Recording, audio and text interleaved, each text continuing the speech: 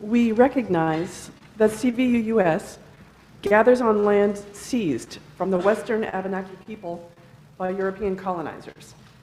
We respect the Abenakis' spiritual relationship to the land and waters of the Champlain Valley. We are committed to promoting knowledge about their history and culture, to building a peaceful and more just relationship with them, and to help repair the damage done by the breaking of trust. Welcome, everyone. My name is Pam Berenbaum, and I'm your worship associate today. It's my pleasure to be here alongside our interim co-minister, the Reverend Tricia Hart. This is the last service in March this year, and where I grew up, people always said that March comes in like a lion and goes out like a lamb. That was pretty true where I grew up. Come to understand that, especially this year in Vermont, March comes in like a lion and goes out like a lion with rabies and a face full of burrs. Evidently, it's extremely angry lion. So thanks for coming out today. We greet all of you here, and we greet all the people on Zoom who perhaps made the wise decision to not brave the roads. And we greet people who might be watching the recording later. We offer a special welcome to those of you who may be here for the first time. You are welcome here, no matter what. We welcome every background and every identity. If you are new, please do fill out one of the blue cards in the foyer so that we can keep in touch with you. So let's light the chalice to begin our service. Is Katie? There's Katie. Thank you, Katie. Please join me in saying the chalice lighting words. As we kindle this flame, may our hearts be open to everything inside us, between us, and all around us that helps us live more fully.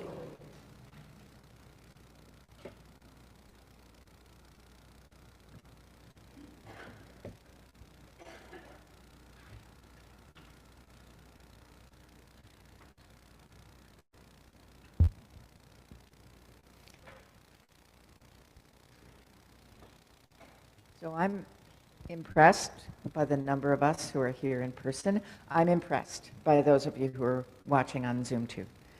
Thank you for being here. The call to worship this morning is from the work of the Reverend Kathleen McTeague. She writes, into this home we bring our hunger for awakening. We bring compassionate hearts and a will toward justice. Into this home, we bring the courage to walk on after hard losses. In this home, we bring our joy and gratitude for ordinary blessings. By our gathering, we bless this place. In its shelter, we know ourselves blessed.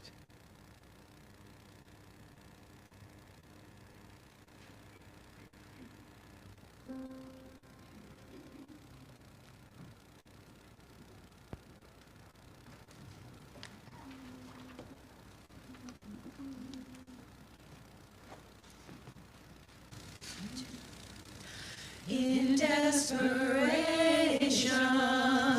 we found freedom. In freedom, we found love. In love, we found devotion.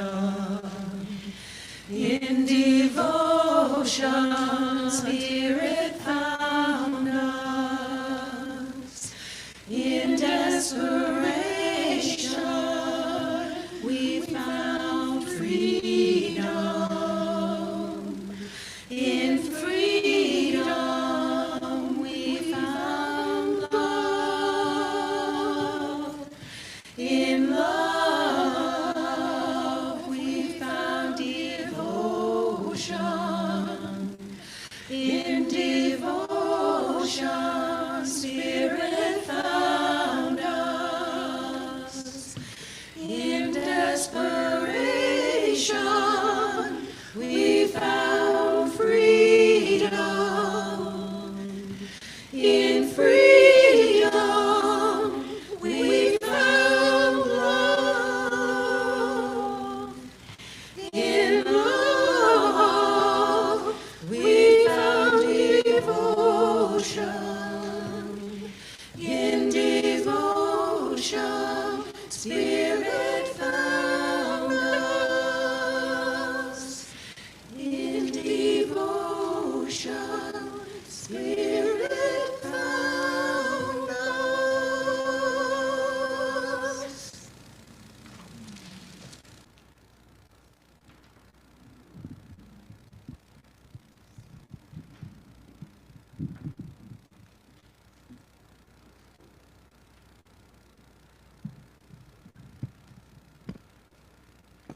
Is this okay if I use this microphone? So Julia is one of the smart people who, because she lives near a hill that was solid ice, is not able to be with us in person. Actually, can some of you turn around and just wave, because Julia is very definitely watching on Zoom. The story, The Time for All Ages today, is taken from a book that Julia introduced me to. I didn't know it. It's called When Aidan Became a Brother. Do any of you know this story? Andrea does. Jacob does. Well, then the rest, and Elio does. Alan. You may know it better than I. So we're going to tell what this story is about without actually reading it, if that's okay. And some of you are going to be so intrigued by this, you're going to want to read the book, and I'm glad of that. So When Aidan Became a Brother is about a child who is a boy, but like lots of small children, he knew he was a boy, and other people didn't, including his parents when he was very little. And so the first few years of Aidan's life, when people thought he was a girl, expected him to dress like a girl, talk to him like he was a girl, this small child took on the big responsibility of saying to all these grown-ups who were supposed to know things, actually, that's not quite right. And how many of you have known brave and amazing children like that? Just look around. So this is a story about one of those brave and amazing children, and his name was Aidan. And the early part of the book is about some of the ways in which Aidan expressed himself while dressed in sweet little girl clothes, getting super dirty, and on purpose, and otherwise just sort of demonstrating to the world who he was. So some time goes by.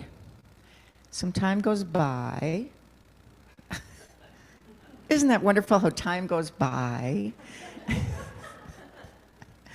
And Aidan's mother announces that she's going to have a child. And Aidan realizes well, actually asks the question, does that mean that I'm going to be a brother? And the answer to that, of course, is yes. And one of the things that's interesting, and his parents are wonderfully supportive of Aiden and the questions that come up. And you know how it is when when a woman is pregnant and is clearly pregnant, and people in the world feel empowered to ask questions like, is it a boy or a girl? Which is kind of a lousy question to ask anyway, but so Aiden's parents learned to say, she's having a child. And Aiden learned to say, I'm going to be a brother. And it's a process that isn't easy, actually, all the time. It isn't, that's the one where the nice man at the cash register is asking, are you going to have a sister or a brother? And Aiden says, I'm going to be a brother, because that's very important to him. So it's not a simple time, but I feel like the story is about the fact that those months of waiting for this new baby to arrive are also months of Aiden understanding who he is in this family, and the very, very important role that he is going to play, and in fact does play in this family. It's a wonderful book and has wonderful, delightfully messy illustrations. I personally like that. So I guess the point that I want to leave you with, actually let me ask those of you who are familiar with the book before I say what I think, what do you think is stuck with you or is most true or most important about this story? Anybody have a thought?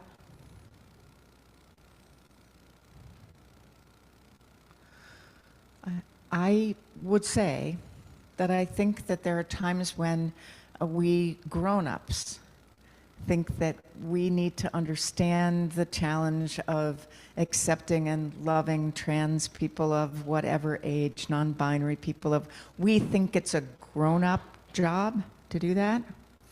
And I think that stories like this and experiences that I've had help me to understand that those brave, articulate, amazing, sometimes children are also our teachers. And we need to celebrate them as well as protect them. And Andrea has a thing she wants to add. And that it is the parents' jobs to find out and to love their children no matter what, so that it isn't all on the children to be the teacher. Thank you for saying that. It is, of course, not all the children's job. Anne?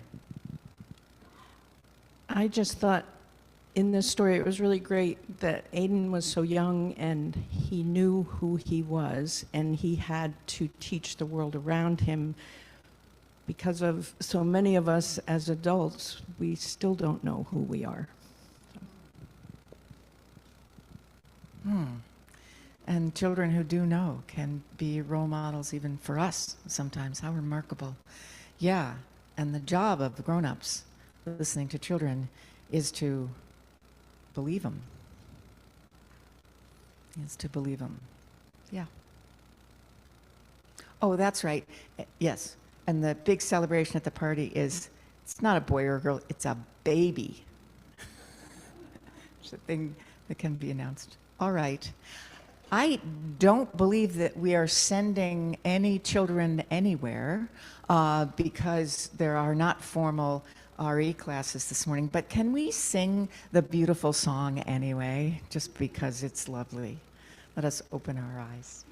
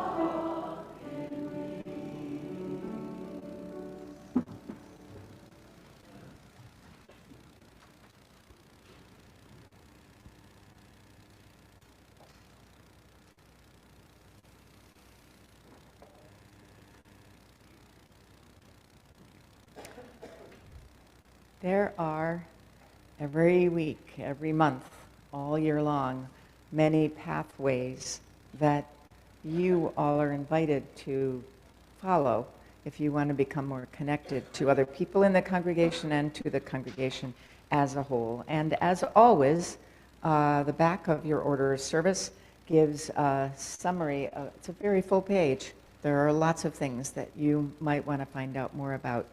I'm going to just highlight a few of them and give you one small correction. Today, after the service, after social hour, is the part 2 of New to You. Last week, almost 20 of us gathered in Fenn Chapel and talked about Unitarian Universalism and where it comes from and who we are.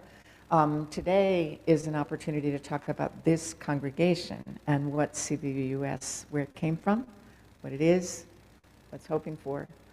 And everybody's invited. The change is that we are not meeting in Fenn House, where, in fact, there's not yet heat in Fenn Chapel. So body warmth would do it, but since we can meet in here, we're going to meet in here, right here in this space. And we're going to do something which is extremely unusual and special. We're going to start early. It's unusual for me anyway, and special. But we're going to gather in here, and if we could try to be up by 11:15, that would be wonderful, because there's a group coming in to do a sound check for a concert this afternoon, and they're coming at 1. So, as is often the case here, there's one thing stacked up after another. So if this is something that you are interested in, and you can't call yourself exactly new, but you'd like to learn more, please feel free to be here. It'd be great to have you. So the hiking group is meeting today? Absolutely, yes. So there's information on that, and Liam is here if you want to ask him about it. Next Sunday is a pretty special Sunday. The Reverend Fred Small, who's a remarkable musician and climate activist who used to be a parish minister and decided that he wanted to devote his ministry entirely to this song-filled ministry with Unitarian Universalists and other people about the earth. That's happening. The service, Fred is leading the service next Sunday, and he's also doing a workshop after the service, 12:30 to 2:30 in the sanctuary. And I would encourage you to come to that if you can. And then the week after that, if anybody's curious about small group ministry and wants to find out more, there will be an opportunity in Fenn Chapel, where we probably won't need the heat, but there will be heat at that point on the 13th, for those who are interested. Summer worship, there's all kinds of things happening, and I hope that you will take advantage of that.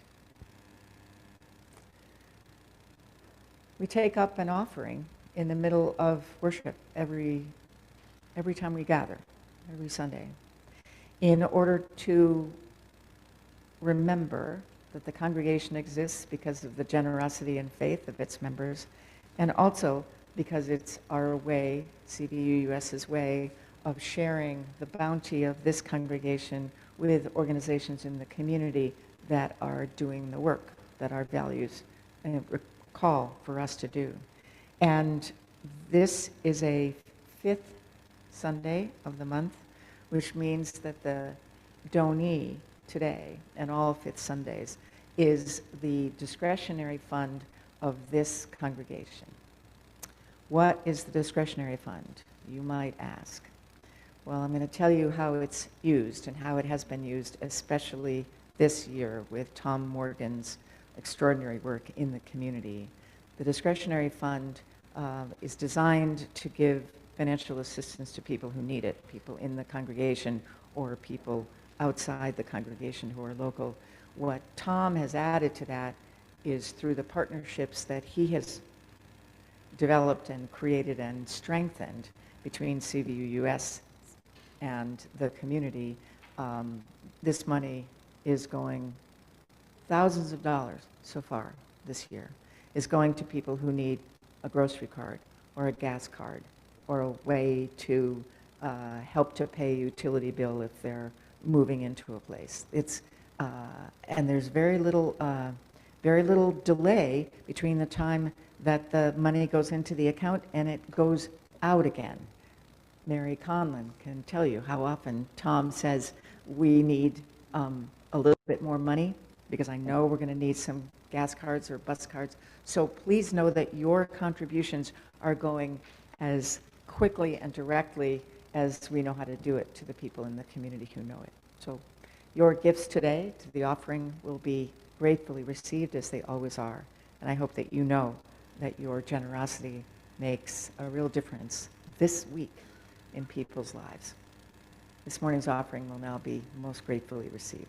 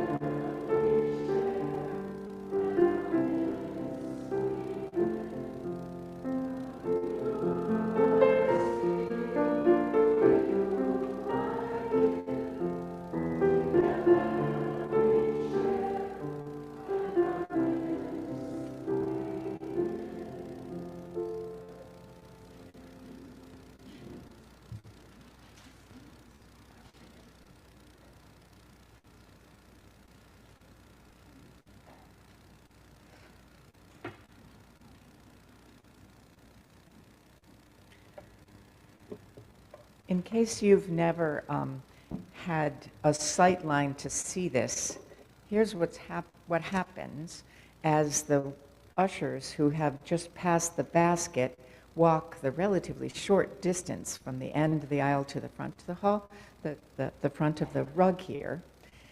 And I, when I'm here, watch them do this, and the entire time they are pulling yellow cards out of the basket to try to figure out to have them not lost among the money and the checks. And today, there are a whole bunch of them. So I'm grateful to the ushers and to all of you.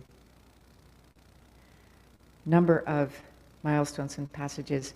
Jean Terwilliger writes a huge word of thanks to Scott Barkdahl. Scott, you're here. For leading the reconstruction of the Fenn Chapel. And to all of those who spent so many hours in the last month assisting with that effort. Indeed, indeed. Could we just have a tiny round of whatever?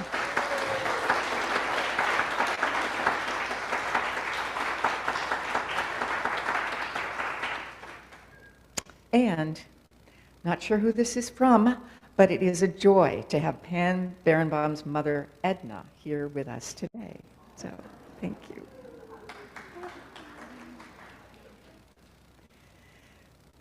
Lise Anderson writes, Downstairs at coffee hour today, you have an opportunity to make posters for the April 5th hands-off protest in Brandon or Montpelier. Materials are by the stage, and you are welcome to take a poster or leave it for others. We are taking them to Brandon. Thank you. Thank you.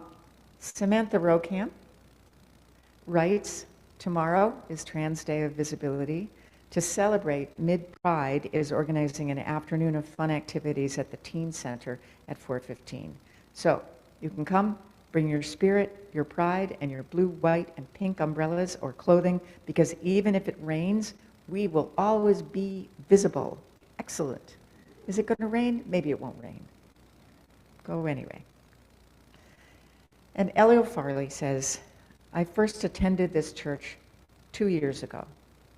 You all invited me to give the message for Trans Day of Visibility. I honored the sacredness of genderful people and explained the ongoing violence against trans people. That violence has only increased. May we all know safety and joy. Indeed.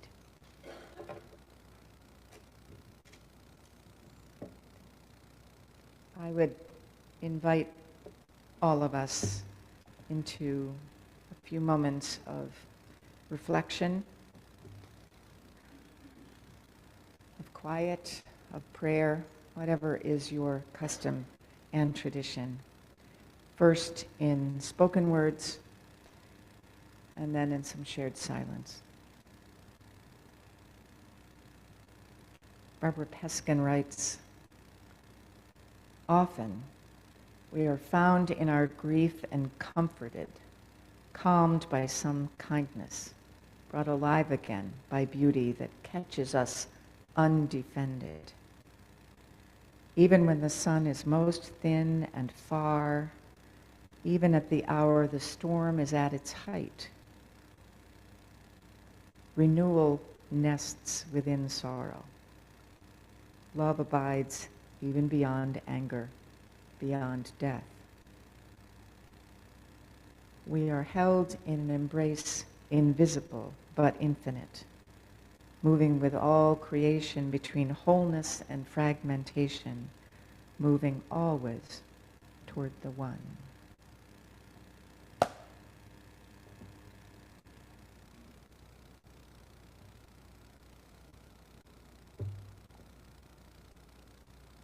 Let us be still in the not quite silence that we make together.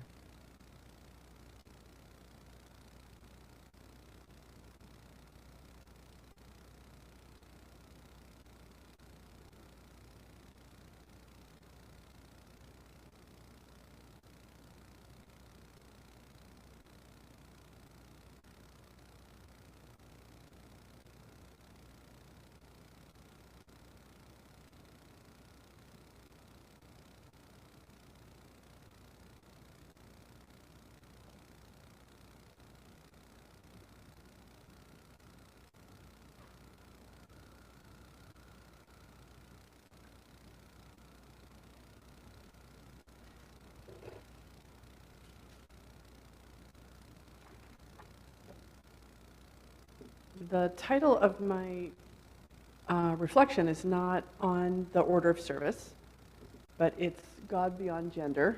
And the slides are back. Thank you, tech team, for your diligent work as always. So if you look at the slide, that's not a typo on the slide. G-D is a way that Jewish people write God. This is a sort of superstitious extension of the care taken to ensure that God's true name, if written, can never be erased or destroyed. In Judaism, there's one true sacred name for God, which also may not be pronounced. In fact, it's so sacredly unpronounceable, one name that we use for God is Hashem, which literally means the name. There are actually many names for God in the Jewish tradition, and I'm here to tell you something that many people may never have heard, and that is that some of those names and descriptions of God are masculine, some are feminine, and some are plural. In other words, in the Old Testament, sometimes God is described as he, sometimes as she, and sometimes as they.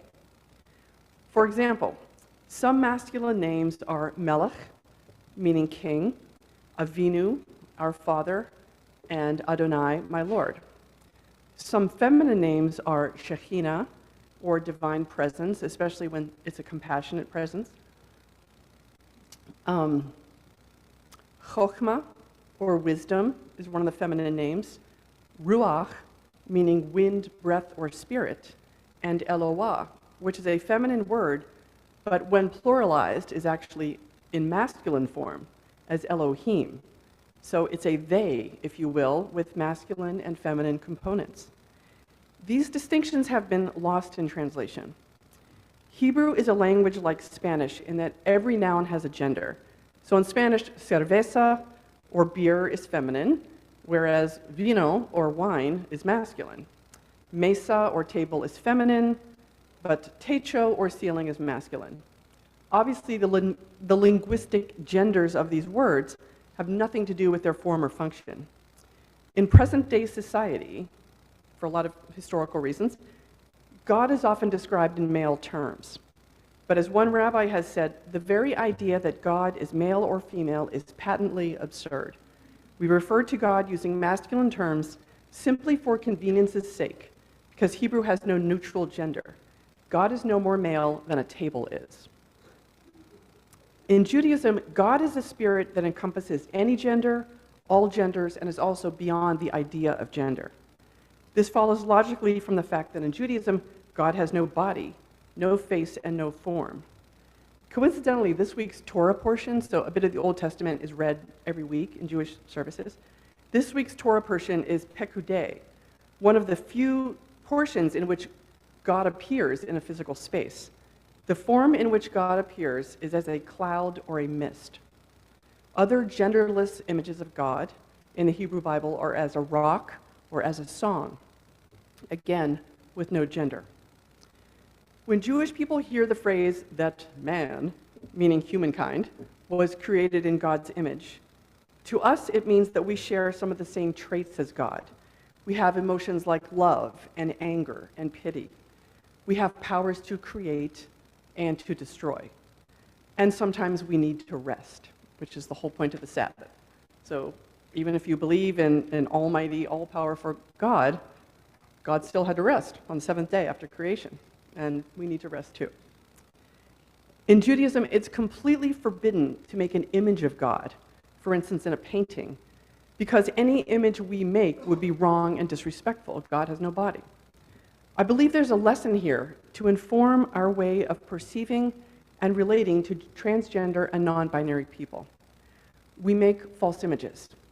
We tend to conflate sex, biological sex, and gender.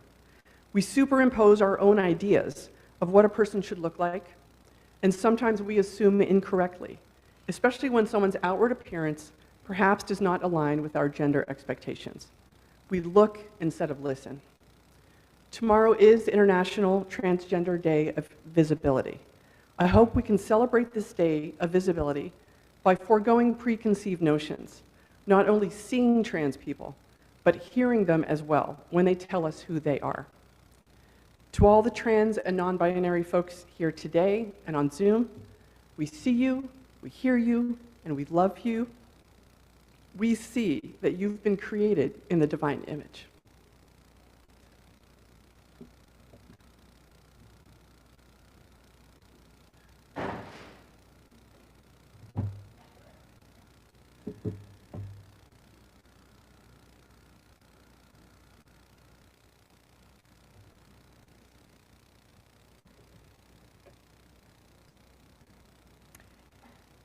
Thank you, Pam. I knew what Pam was going to talk about, but I did not know what her words were going to be. And as I was sitting, listening to you, I thought, I went to seminary. I have a fancy degree to prove that I went to seminary for years and years and years.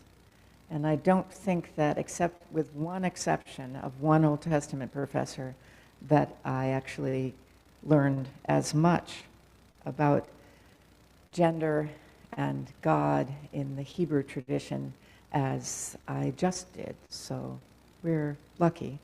Thank you for that. And inspire me to actually say out loud something I wasn't sure I was going to tell you about, but that I've been thinking about all week as I've been thinking about this service. I grew up, as many of you know, Catholic. And when I was 16 and I knew absolutely everything there was to know in the world, I put aside religion. I put aside Catholicism, but religion and all ideas about God. I was done with that, heading for smarter paths into the future.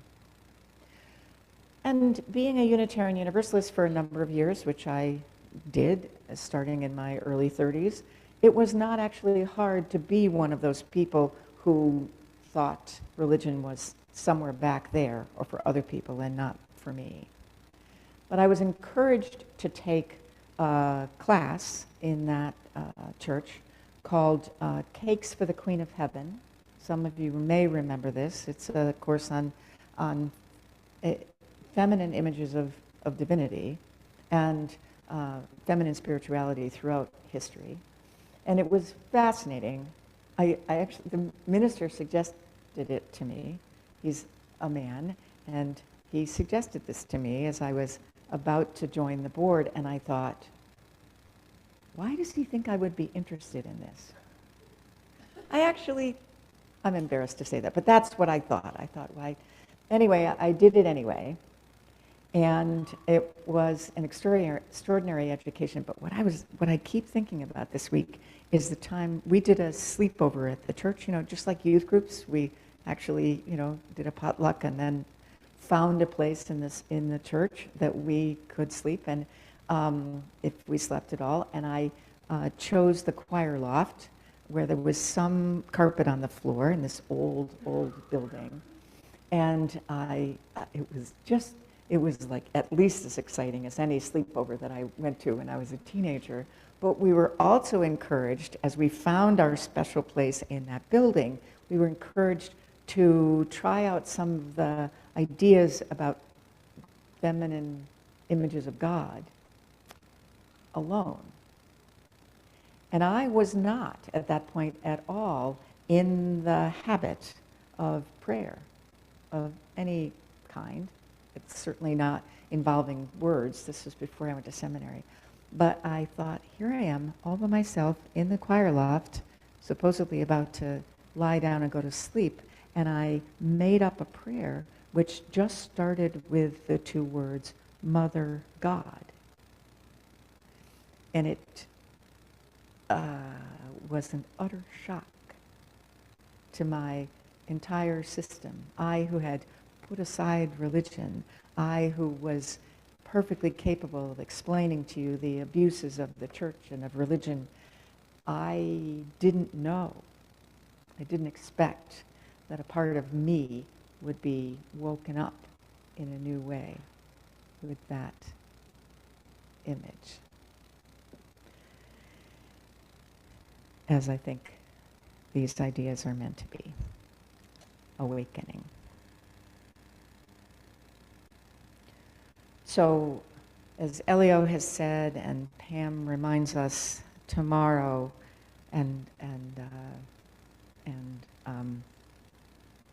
thank you, yes, reminded us, tomorrow, March 31st, is International Transgender Day of Visibility. That is the full official name. It has, since 2009, Trans Day of Visibility has been an annual event.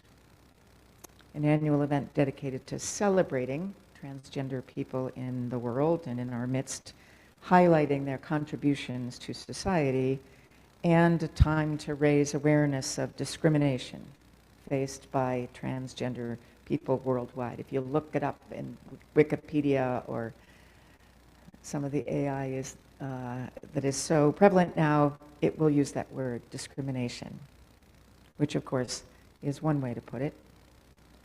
Trans people are under attack in our time, in our country, in terms of attitudes and public statements and laws, increasingly, at all levels, local, state, federal, that affect trans people's access to health care, to public accommodations, sometimes referred to as bathroom bills, which goes beyond bathrooms, and certainly sports involvement. But it's more than that, violence, which has been so prevalent in our society, going on all around us, even here in Vermont for years, not just since last year's election. A study that was done in 2019 found that trans and non-binary people are 4 times more likely than cisgender people to experience violent victimization, to be attacked physically, even killed. And of course, in addition to the physical threats and the mental health crises that all of this brings about, there is also fear. Fear everywhere. And sometimes a fear of just showing up in the world as people truly are. We might think of this as a political issue, and of course it is. And many are fighting hard, including people here, against the laws that have been passed, the attitudes, and in favor of justice. It's political, yes. And underneath and all around that struggle are issues that go way beyond politics, issues of basic morality and justice. And they are a challenge that I would call fundamental to our religious beliefs. And if religious is a word that you don't like, it doesn't sound like you, maybe faith would be better. Maybe it wouldn't. It's a little tricky for us as Unitarian Universalists to talk about this. When we say faith, we usually don't mean faith in God or even quite faith in justice. But you know, that idea that the moral arc of the universe is long and it bends toward justice, did you know that that idea is not original to Martin Luther King, who was actually expressed first, as far as I know, by Theodore Parker, who was a Unitarian minister. He's known as being an abolitionist in the early decades of the 19th century in Boston and then around the country and in Europe. Theodore Parker was ahead of his time. I had the honor of serving the Theodore Parker Church in West Roxbury in Boston for a year, so I learned even more about him than I already knew. He was ahead of his time, so much so that his ministerial colleagues took the extraordinary action of ejecting him from their fellowship of ministers. But that was not because, at that point, of his convictions about slavery and how important it was to end it. It was, the thing they couldn't tolerate, was his assertion that dogma and the laws of Christianity are actually the products of human beings. They are transient, not permanent. He preached a sermon called The Transience and Permanent, the permanent and I can't remember exactly what the forms of the word were in Christianity. And it was not okay with people. He said, Parker said, some convictions of religion are permanent, like love for all, like God for Parker, like the faith that God, divinity, the universe, use the word you want, is involved in the world and cares about justice, cares about people. The rules about how good people are supposed to believe and even behave to some extent, those change over time. That's what Parker said. Now, this doesn't sound all that strange to us now or scandalous. It was quite scandalous then. I've always thought it was fascinating that the people in West Roxbury, which is now and always was a not terribly elite part of the city. It's not Roxbury, It's West Roxbury, so African Americans, Irish immigrants. The people in West Roxbury had heard this sermon that he preached at this ordination that got him all this negative press. He actually wasn't feeling well on the day of the ordination that he preached this big sermon, so he pulled a sermon out of his drawer that he had already preached to his people that they had liked in West Roxbury, and everybody else flipped out. So that says something about Bostonians, I'm not sure. But. So Theodore Parker taught that our faith in what is permanent matters, not least of all to one another, but to our children.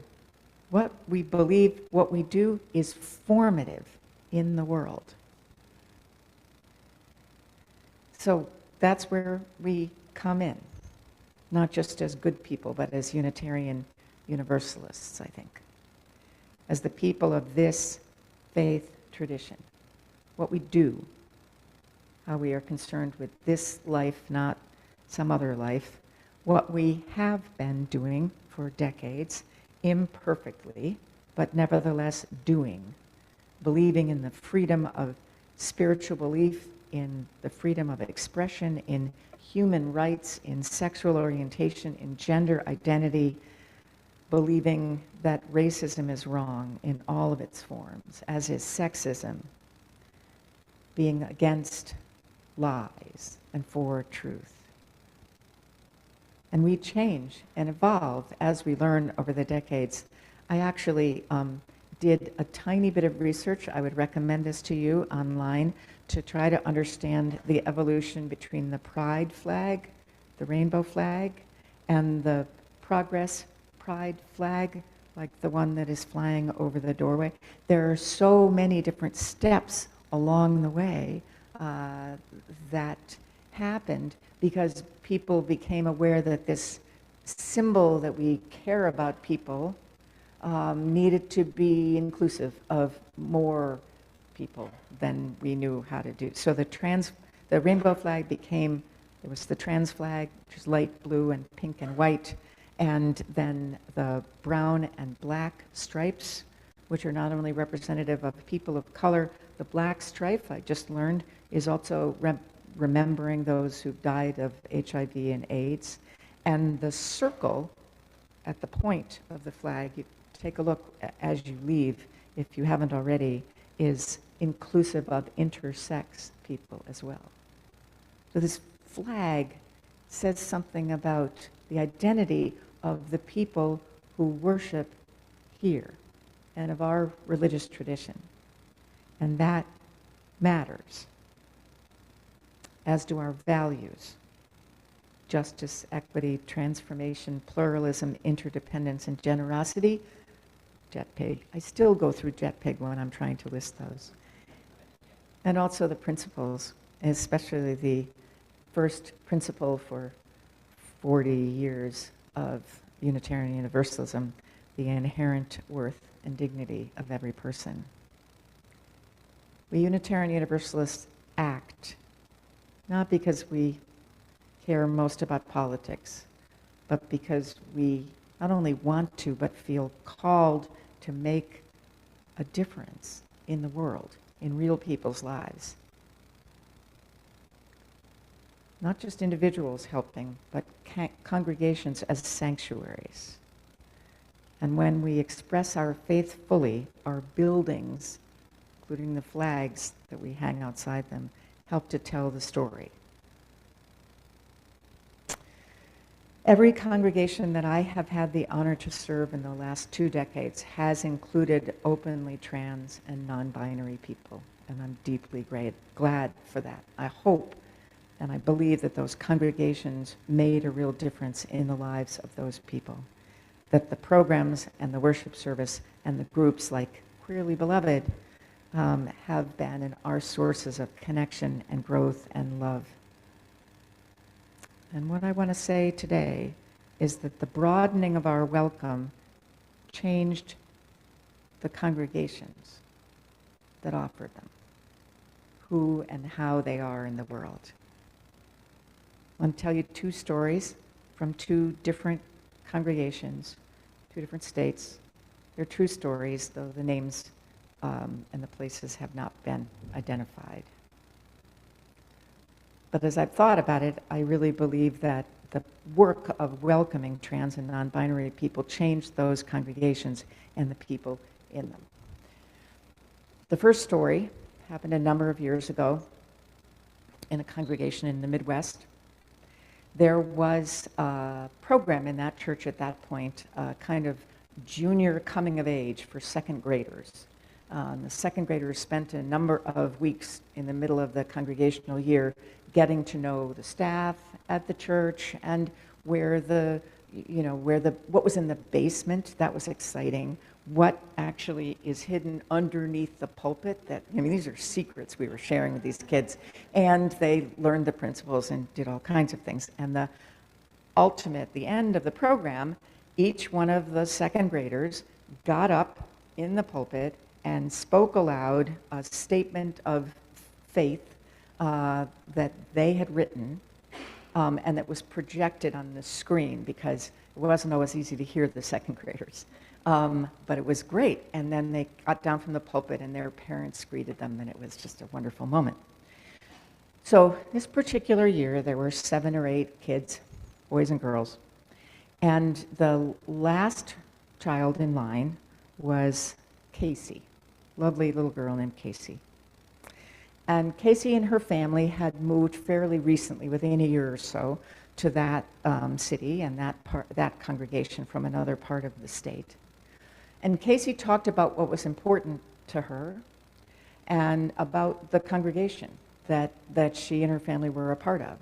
And she talked about the fact that it was important to her to understand, to find out that this was a congregation that put welcoming of LGBTQ people in their statement, that got printed everywhere, because openness to gay and lesbian people was important to her.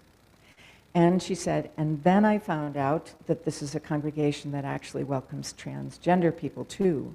And that's very important to me because, her last sentence, not on the screen, she said, because I am transgender.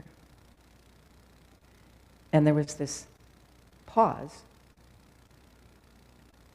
And then as people registered what this lovely little girl had said, and then the entire congregation, almost all of them, rose to their feet and started applauding and stamping their feet and possibly scaring Casey a good bit, though she's pretty tough, so I don't think it was that hard for her. No one knew. Her parents knew. But she had not told the religious educator, she had not told me, the minister, she had not told any of the people out loud in that congregation yet. And it was very important to her to not only that we knew, but so that she and frankly her brother and her parents could come out in a way. They let her be in charge of the timing of it. And I don't think she knew how the congregation was going to respond. But it was heartfelt and effusive, and it changed everything. It allowed her parents, who were remarkable people in and of themselves, to become public about their advocacy for their daughter and their son, who supported his sister. He had a placard that he carried in parades that said, "I love my brother," crossed out sister, and he liked carrying that. It allowed the congregation to claim their role in that family's life in a way that they did, that had remarkable impacts for as long as I was there, and I'm sure still. The other story is not about a child and not about a surprise announcement at all. This is a different congregation in which there was a person who had come as an adult and was for a number of years in that congregation known as a woman in a committed relationship with another woman. And they had a child, and life was normal. And then without a lot of announcement, this person, whose name is Aiden, well, not really, but we're going to call him Aiden, began transitioning slowly, because that was what Aiden chose to do, and became public as a person who was transitioning, and at the time changed the name to a transitional name. I don't remember what it was, just as well. But not so much in the congregation. All Aiden did was ask people to use they, them pronouns. But after some years of this, and coming out in their work environment, I got a note from Aiden and his spouse that they wanted to talk to me about a renaming ceremony, when Aiden would claim that name that he was taking as himself. And they wondered if it could happen inside the sanctuary. And I said, well, yes, I'm sure we can do that. Are you thinking that you want this during a worship service? And they said, well, if it's possible. And so it was completely possible. And we figured out how to do this. We didn't announce it. We didn't keep it a secret, but we didn't announce it ahead of time. But Aiden and Aiden's spouse and their son came up, and there was a little ceremony back and forth, and in which I announced the name and the fact that Aiden was taking he, him pronouns, and would still be known and loved in the community, but just by this name, which would now be the right name. And there was, as we always do in rituals like that, there was a congregational response where the congregation got to say yes in some way. I don't remember the line we wrote for them, but yes, we're affirming this. And that ceremony happened, and the yes was said. And once again, completely unplanned, the entire congregation rose, as far as I could see, and started applauding, and many of them weeping for the gift of this truth that was being recognized in this congregation by this congregation that was claiming these people as their own. It was a surprise how meaningful it was, how deeply affected people were. I shouldn't have been surprised, but I was. I feel like the privilege of the position that I was in, that the minister has, is to see those congregations change on those two particular days. Really, it was a long time before that and a long time after it, but there was a particular day. I'm not sure how many of the people in those pews and chairs would express it this way, but I feel like their attention, their tears, their smiles and love and their applause in those special sacred sanctuaries, their presence, were all essential acts of witnessing that made it even more true who these people were in the world, and even more true who these congregations were in the world. This is a place where we not only recognize injustice, we celebrate and yearn for and applaud when justice, when goodness shows up. I think it changes people. And I think that I don't know about you, but what happens with me is that after a day like that, something will come up, I will read something, I will hear something on the radio, I will think about something and realize, oh, the way I have responded to that injustice in the world is no longer adequate. It's not enough to just know what I think and feel what I feel. I need to act as this person that I have become somehow, that various congregations have nurtured me into becoming. I think that's what happens. Not all the time, perhaps, but frequently. I think it is an extraordinary gift and responsibility. It is our purpose to participate in bending the arc of the universe toward justice. Work is not done, and we're doing it together. So may it be. So may it blessed be. Let us sing together one more time the hymn, and it's a fun song to sing, and I hope that you will have a good time singing it. Notice the words, maybe, if you haven't already, on some other day. Number 112 in the Gray Hymnals, Do You Hear?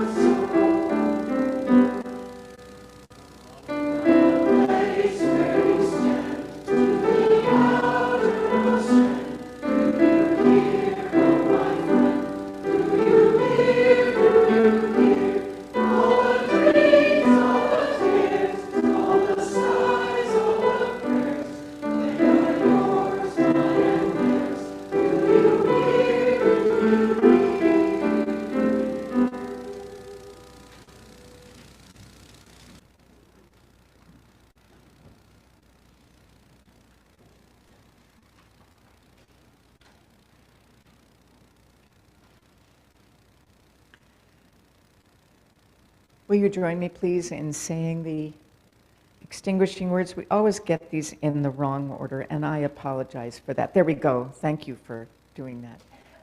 The words as we extinguish the chalice.